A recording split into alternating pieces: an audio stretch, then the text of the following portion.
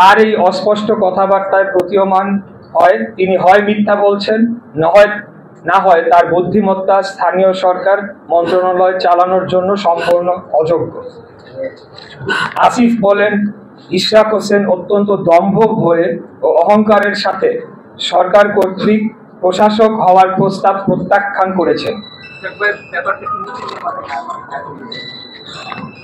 বরঞ্চ বিনয়ের সাথে এটি প্রত্যাখ্যান করার কারণ হিসাবে বলতে হবে, একজন বৈধ নির্বাচিত জনপ্রতিনিধি ও রাজনীতিবিদের জন্য এই প্রস্তাব অপমানজনক। 7, আসিফ মাহমুদ বলেছেন, সরকার কোনো নির্বাচনকে বৈধতা দিবে না।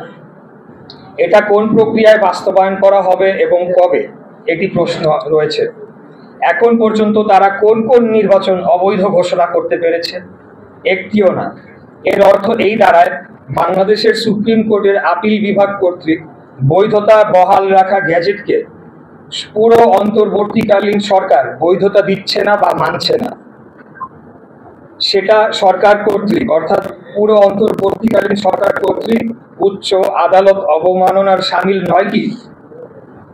এই একই আদালত বাংলাদেশের সংবিধানের আর্টিকেল 106 এর ধারা অনুযায়ী বর্তমান অন্তর্বর্তীকালীন সরকারকে বৈধতা দেয়নি,